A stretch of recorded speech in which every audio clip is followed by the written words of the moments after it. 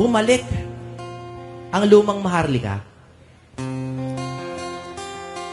Kaya ito po, sariwain natin yung panahon na punong-puno tayo ng pag-asa na parang meron ng bagong Maharlikang dugo.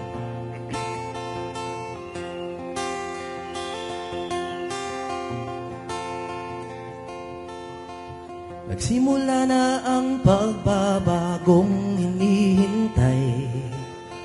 Katotohanan na ang naghaharing salaysay. Hininto ang kasaysayang Maharlika na ibalik ng tunay na mandirigma.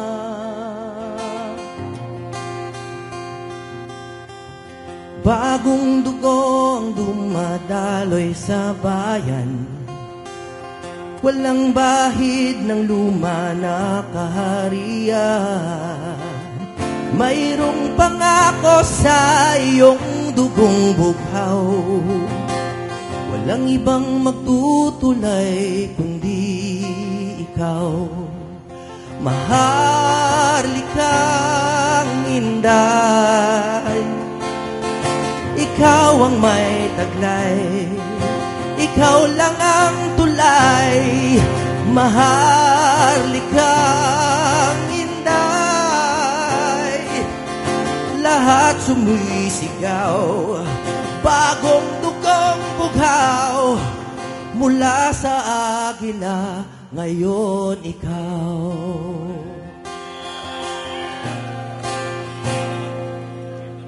Nananalantay sa iyong dugo ang pangako na ang kasarinlan natin hindi ilalako. Ang bukas ay nakasalalay sa inyo. Kailangan lang ang matamis mo na, oo.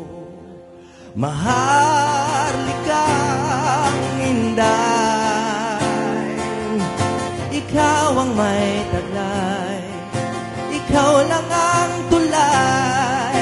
Maharlikang inday, lahat sumisigaw. Bagong dugong bughaw, mula sa agila, ngayon ikaw.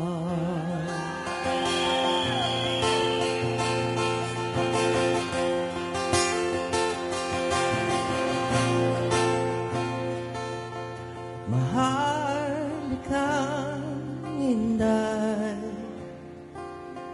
ikaw ang may taglay, ikaw lang ang tulay. Maharlikang inday, lahat sumisigaw.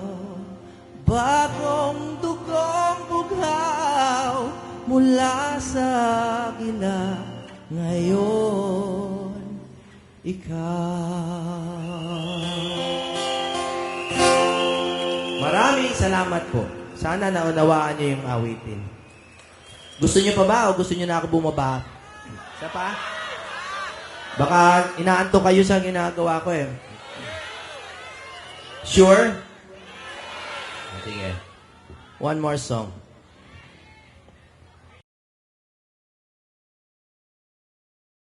Na nung nasa kapangyarihan si Pangulong Duterte, ginawa ko. It wasn't a campaign song. Ang title nito ay Tunay na Laya. Yung mga nagpunta sa ibang pagtitipon natin, baka naalala nyo to. Libre ba ang kalayaan? Libre. Katulad po, ulit-ulit ko lang naman sinasabi, paano ba pinaglalaban yung kalayaan, kundi ang ating pagsasalita? At paano natin paglalaban kung bawal magsalita? Ang lagi nilang justification, halimbawa sa Facebook, sasabihin nila, private yan eh. Di ba? Pribadong kumpanya daw, just foreign. So, hindi daw nila pwedeng i-regulate. Pag may mga kasinungalingan, o kaya pag may kinikilingan na partido yung Facebook, wala tayong magawa dahil private daw. Naniniwala ba kayo doon?